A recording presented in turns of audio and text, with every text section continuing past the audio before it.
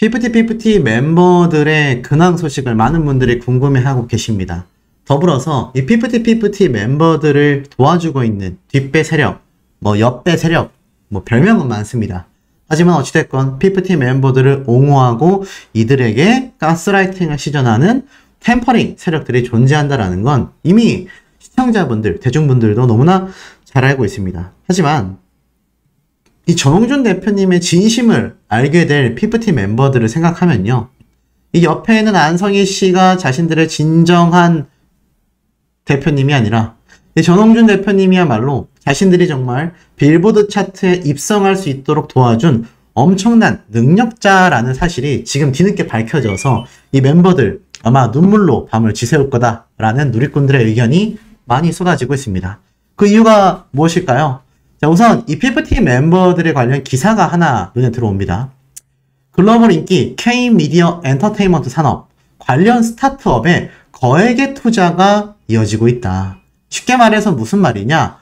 이 글로벌 인기를 얻고 있는 K-미디어, K-팝, K-컨텐츠 산업에 이 스타트업, 이제 시작하는 단계의 중소기업들이 많지 않겠습니까? 그 기업들에 대한 거액 투자가 끊임없이 이어지고 있다라는 겁니다. 그래서 지금 보면은 지금 연평균 2조 5천억 달러에서 10% 성장하여 2032년에는 6조 1천억 달러, 한국 돈으로 8,134조 원, 상상조차 안 되는 규모로 확대가 될 예정이다라고 말하고 있습니다. 그게 바로 K-미디어 엔터테인먼트 산업의 성장력이라고 보시면 돼요. 그만큼 전 세계적으로 이 K-팝에 대한 투자가 엄청나게 이루어지고 있으며 심지어 벌써부터 각종 중소기업에 잇따른 투자가 이어지고 있다라고 말하고 있습니다. 그 중에 대표적 사례가 바로 어트랙트의 전홍준 대표님이죠. K-팝 신인 걸그룹 피프티피프티와 전속계약 법적 공방 중인 연예기획사 어트랙트 전홍준 대표는 지난달 31일 싱가포르 투자사 에버그린 그룹 홀딩스로부터 투자를 유치해냈다. 이렇게 적혀져 있습니다. 지금 보시면 어떻습니까? 이 어트랙트는 앞서 지난 5월 말에도 국내 상장사 한세실업 예스24로부터 전환사채 투자를 받았는데 당시 평가된 기업 가치만 600억 원으로 알려졌습니다. 이번에도 동일한 기업 가치로서 투자를 받았다라고 적혀져 있죠. 에버그린 그룹 홀딩스는 어트랙트에 직접 투자하였으며 9월 내에 이번 달 이내에 싱가포르 투자 펀드로부터 100억 원 규모의 투자 유치를 통하여 어트랙트에 추가 투자를 할 계획이다. 투자 형식은 제3자 배정 방식의 신주, 보통주를 발행할 거다라고 적혀져 있습니다. 그러니까 지금 안 그래도 이 데이비드 용이라는 엄청난 기업가가 이미 최근에 이미 100억 원을 투자했지 않습니까? 이미 100억 원으로 투자를 했는데 사실 여기에서 끝난 것이 아니라 추가 금액, 자 추가 100억 원 규모의 투자 유치까지 진행이 될 거다. 추가 투자를 한다라고 이미 알려져 있었는데 그 규모가 지금 대략 드러난 것 같습니다. 100억 원의 투자 규모가 추가 투자 금액이 100억 원 규모다. 그리고 투자 형식은 제3자 배정 방식의 보통주 발행이라고 합니다. 그러니 채무관계로서의 투자가 아니라 그야말로 전홍준 대표님의 어트랙트 소속사를 보고 그야말로 투자를 한다. 이렇게 보시면 될 것 같아요. 대표님이 이렇게 얘기를 했었죠. 회사의 미래가치를 인정하고 흔쾌히 투자해준 데이비드 용 대표에게 감사의 말씀을 전한다. 어트랙트는 이제 미래를 향해 긍정적이고 진취적인 행보를 해나가야 한다. K산업 지금 가치 평가가 연 10%씩 상승하여서 10년 정도 지나면 8천억 원, 8천억 조였나요? 8천조였나요? 네, 8천조입니다. 8천억 조는 말이 안 되죠. 약 8,130조 원 규모로 확대된다라고 했는데 여기에 전홍준 대표님의 어트랙트 소속사의 투자 사례가 아주 대표적으로 소개가 되고 있다라는 겁니다. 이것이 굉장하다라는 거죠. 자, 이런 사태를 보고 있는 지금 피프티 멤버들 후회하지 않을까요? 시간이 흐르면 흐를수록 우리가 버기버스의 안성희 씨를 믿는 것이 아니라 전홍준 대표님 옆에서 그냥 열심히 활동만 했어도 우리 더 성공할 수 있었는데 라며 눈물을 흘릴 상황이 이미 도래했다라는 겁니다. 이미 후회하고 있을지 몰라요. 제가 최근에 내부 분열에 대한 이야기도 전달해 드렸지만 이미 이 멤버들 사이에서는 이미 전홍준 대표님에게 돌아가고 싶어하는 마음이 꿈틀거릴 수밖에 없다라는 겁니다. 하지만 대중들이 일단 받아들이기가 쉽지가 않겠죠. 이런 가운데 또 다른 기사도 있습니다.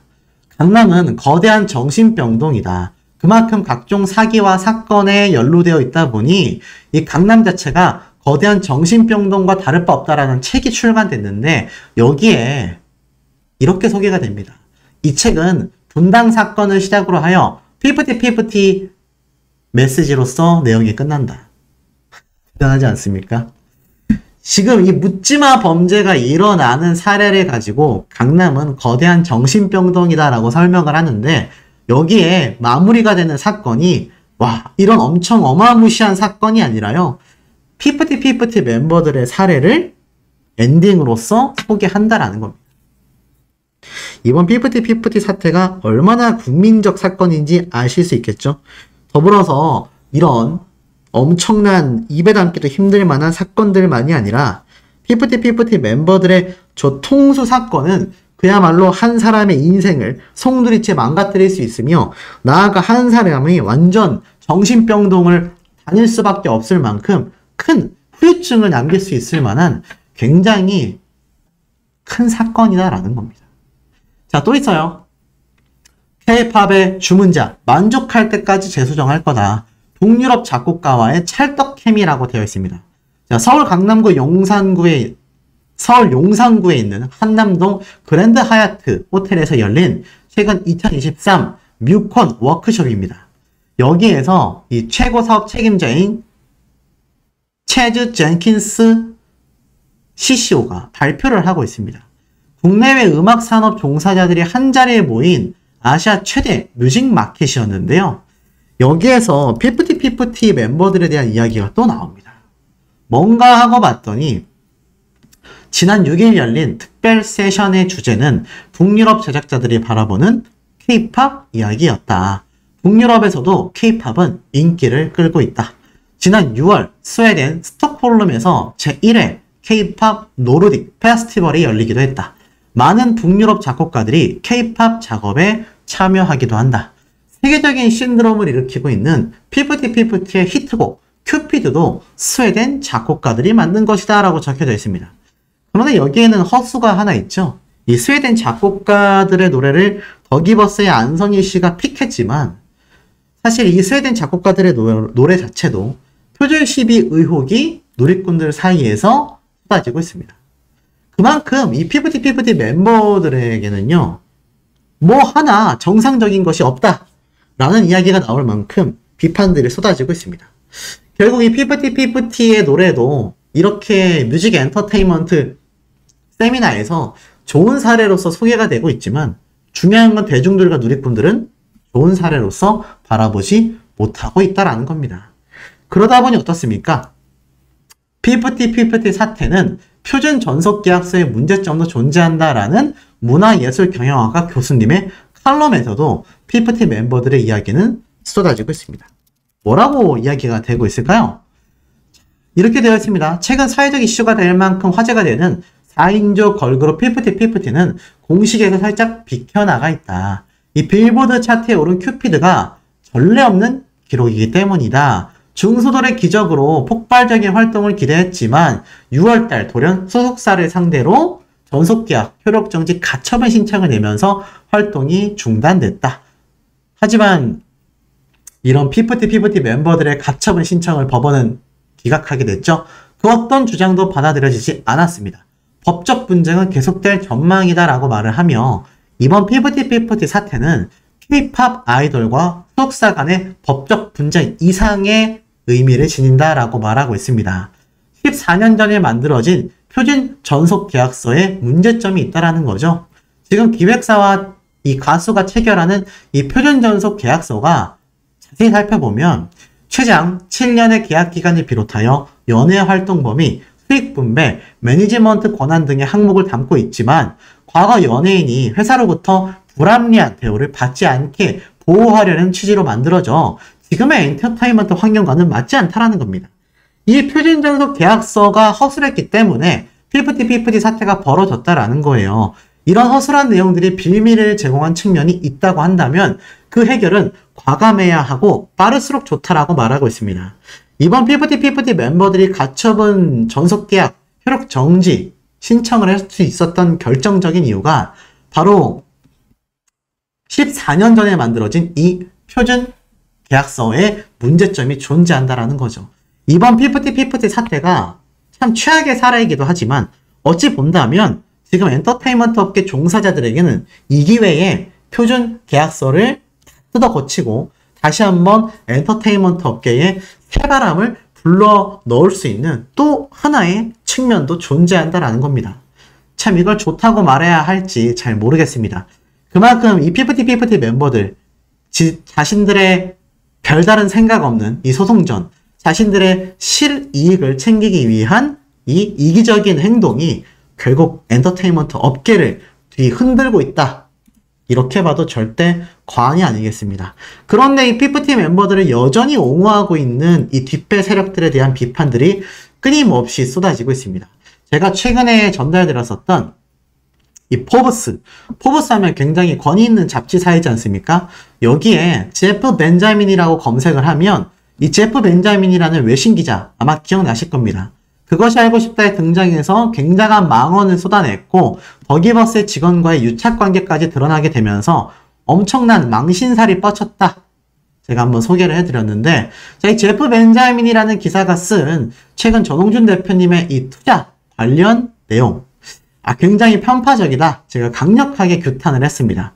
한 번 더 읽어드리면 자, 이런 내용이 적혀져 있는 걸 볼 수 있습니다. 한국어로 지금 제가 번역을 했어요. 750만 달러 해외 투자를 유치해냈다. 지금 보니까 싱가포르의 에버그린 그룹 홀딩스가 투자했다라는 내용이 적혀져 있고요. 이 전홍준 대표님의 입장도 이렇게 적혀져 있습니다. 다 좋아요.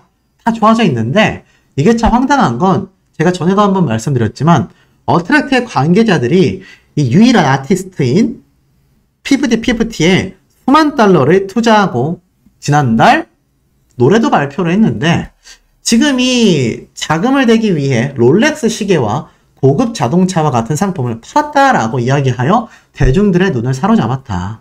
그런데 K-팝의 공연은 시작 전에 비용이 많이 들기로 악명이 높다. 특히 2020년도에 올랐던 기사를 보면 신생 엔터테인먼트 회사인 JB 라벨이라는 곳에선 마케팅, 프로모션, 뮤직비디오 등으로 인해 70%의 비용을 들여 첫 아티스트 가수를 데뷔시키는데 약 30만 달러, 39,500만 원이 들었다라고 강조를 합니다. 이게 굉장히 악의적인 기사라고 제가 많은 비판을 했었죠. 전홍준 대표님은 수십억 원을 들였잖아요. 그런데 자기가 조사해보니까 이 JB 라벨이라는 곳에서는 고작 49,500만 원밖에 들지 않았다. 굉장히 돌려까는 그런 입장이라 많은 누리꾼들에게 엄청난 비판을 받았습니다. 자, 근데 이 기사에 달린 댓글들의 내용이 참 흥미롭습니다. 쭉 내려보면 이 제프 벤자민에게 대한 댓글들 내용이 굉장히 많거든요. 제가 이 내용들을 번역을 해서 몇 가지 좀 소개를 해드려 볼게요. 자, 팝하고 번역기를 돌려보니까 여기에 대해 이렇게 말을 합니다. 이 기사를 작성한 남자는 피프티 멤버들을 트레이닝시키고 홍보하기 위해 어트랙트의 외주 용역으로 고용된 회사 이 더기버스와 깊은 관계를 맺고 있습니다. 이 회사 더기버스는 피프티 멤버들과 공모하여 어트랙트를 속였고 그들의 관계를 단절하도록 했다라고 주장되고 있으며 계약을 위조했고 어트랙트로부터 받은 돈을 오용했습니다. 한국의 대부분의 대중과 언론들은 이 소녀들, 피프티 멤버들에게 등을 돌렸습니다. 왜냐하면 모든 증거들이 이 소녀들과 더기버스가 그들의 이익을 위하여 공모했음을 나타내고 있고 그들의 성공은 어트랙트에 의한 투자에 의해 가능했었기 때문입니다. 제프 벤자민이라는 남자는 한국의 엔터테인먼트가 어떻게 운영되고 있는지에 대해 굉장히 제한된 지식을 가지고 있습니다. 많은 작은 엔터테인먼트 회사들이 유사한 사례들로 인해 파산했고 그들 모두가 재정적으로 안정되어 있는 것이 아니기 때문에 이런 잘못된 행동들이 넥스트 BTS, 방탄소년단과 같이 되고 싶어하는 예비 아이돌뿐만이 아니라 전체 산업의 이익을 위해 다시는 일어나지 말아야 하는 일들이다. 제프 벤자민 깨우쳐라, 정신 차려라 꼬집고 있습니다. 이것뿐만일까요? 하나 더 좀 소개를 해볼까요? 자, 여기 또 있습니다. 엄청난 댓글들이 많이 달렸어요. 수십 개가 달렸는데, 자, 두 번째 댓글을 또 한번 제가 번역을 해보면, 제프 벤자민의 그룹은 소속사에 대해 편견을 보이고 있다. 그는 피프티피프티라는 걸그룹이 소속사를 상대로 한 소송에서 패소했다라는 걸 잘 알고 있다. 피프티피프티가 워너뮤직에서 제안한 계약 보너스라는 것을 확신한다.